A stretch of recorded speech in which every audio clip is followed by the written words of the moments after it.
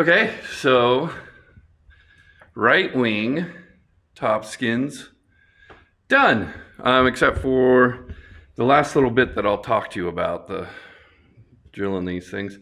But it looks really, really good. Nice and smooth. It does take two people. FYI, I had Brad over. I didn't film any of it because you've seen it done on that one and it's done exactly the same way. Put the rivets in, you start in the middle of each skin, work your way out. It's not difficult. You end up in the center, you rivet them together and you're good to go. And then you do the J channel in the middle there. So all in all, relatively easy. Just a lot of rivets, a lot of rivets. So what I wanted to talk about right now is the last couple of things I have to do here. One of them is the aileron bracket over here. I'm getting that on there. And then the other one is countersinking the nut plates here. So that one's dimpled, but these all get countersunk. And the instructions say, and it's page 1602, and it said, no, I'm sorry, it's not 1602. It is 1604. And it says, machine countersink the non-dimpled number 19 screw holes. So non-dimpled, so these ones, number 19 screw holes, at the inboard edge of the wing to fit a number 8 flush head screw dimple. So a number 8 flush head screw dimple, and you have to watch out at the end if they say dimple, because they're not talking about a number 8 screw at this point. So they don't want you to just fit the screw. They want you to fit the skin dimple of a number 8 screw. And this happens to be I talked about it in one of the videos. I have a whole bunch of little skin pieces that are dimpled at different sizes and whatnot. This happens to be my number 8 screw dimple skin with a number 19 drill and a number 21 drill, because you do both of those. And so they want this number 19 hole with a number 8 dimple. They want this countersunk to fit that guy. Now, here's the problem that I ran into. Sometimes the instructions aren't, I don't want to say correct. Sometimes there's typos. Let's just say that. Because the number 8 countersink that you get, so this is the number 8 countersink right there, it will not go inside. I don't know if you can see that here. It won't go inside those nut plates. Okay, can you see that? See how it won't actually fit inside there? So you can only go as far as the nut plate will allow you to go. So that is a dilemma, because we're supposed to fit on this skin, and I don't know if you can see, but it clearly is not deep enough. And so what do you do? Because that's what the instructions say to do. So here's what I'm going to do. I'm going to use the number 6 dimple. That's the one I got in here. Okay, the number 6 countersink.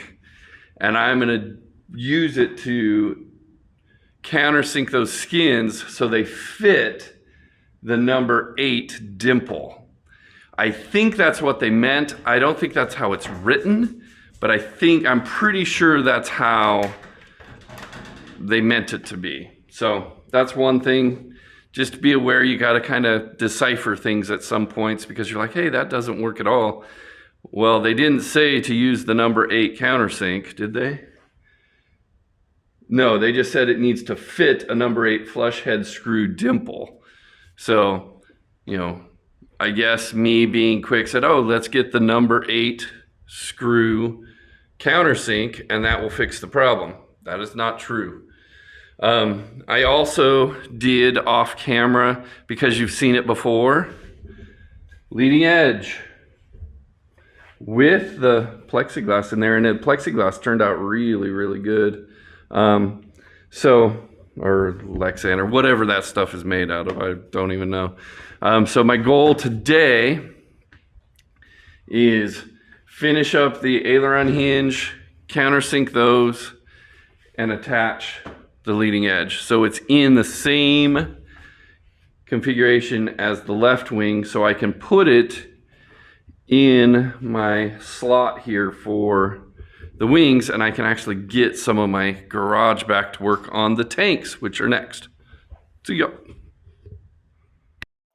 So that was kind of a long introduction, but welcome to video number 26 for the wings.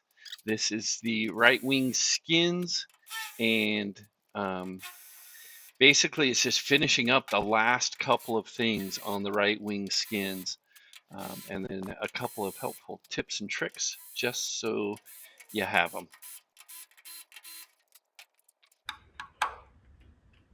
Beautimus. Now, I will show you my little mistake on the left wing.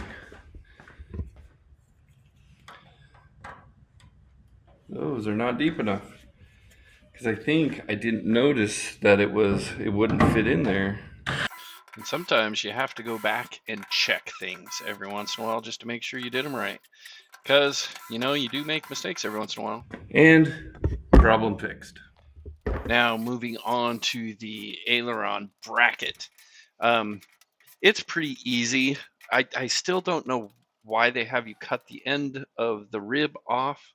I don't know if it's for spacing or whatnot, but it seems odd to me. But you cut that little end of the rib and then you attach the aileron bracket.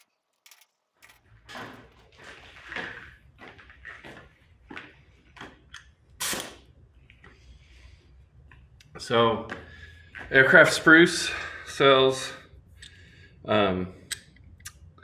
rivet, I don't even know what these things are called, but anyways, I'll put a picture up on the screen there. I highly recommend getting the 7-inch jobby, because it will fit over the top of that guy and you can stay straight on the rivets. So just FYI, I mean, you could use it here. You could technically use the smaller one on this side if you wanted, but you definitely can't use the 2-inch one for these two rivets here. So get the 7-inch number 30, the 474 end on it. So just FYI, makes it easier.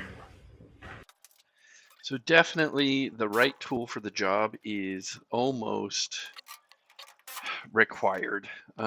There is no sense at all to use a tool that doesn't really fit right or work right or has the right angle.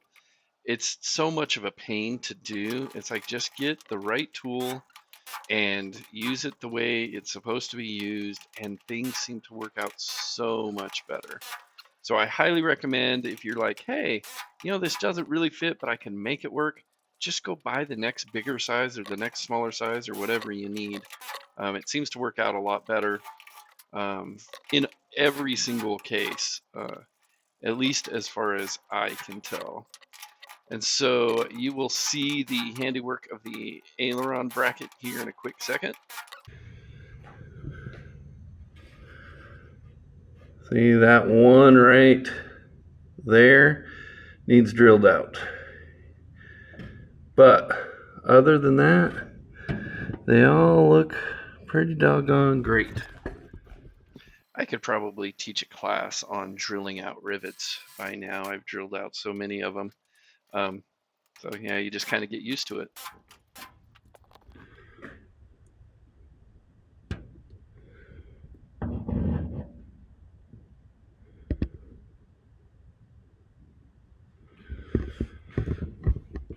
There you go, that's done. I think I'll check the instructions, but I think that's pretty much it for the wing. Now we just have to attach the leading edge. Okay, so this little trick, I think I've shown it before, but it's a little wedge piece, and you use it when you're doing pull rivets so they pull straight. So I'll show you a few of those here. So I haven't said a joke yet, so let me give you my joke here towards the end of this video. So I have one daughter that is taking German, so every once in a while we get some German jokes. So if it offends anybody, I apologize. But how do you say the word constipation in German? So what is the German word for constipation? Far from pooping. Far from pooping. Oh, that's kind of a dirty joke too. Oh, my wife's shaking her head. Oh, that's a fantastic joke. Oh, oh man. So doing the pop rivets, you use pop rivets to attach the leading edge there. It's pretty easy. There is two different sizes that get used, so pay attention for that. There's the 4-3, the LP4-3s and the LP4-4s. So you have to kind of pay attention to that. You will, if you've done everything correctly, you will run out of the 4-3s on your right wing because you'll use up the last of them. So, and that's pretty much it. As always, like and subscribe if you could. Make sure you share these videos with your friends. Talk to you later. Bye.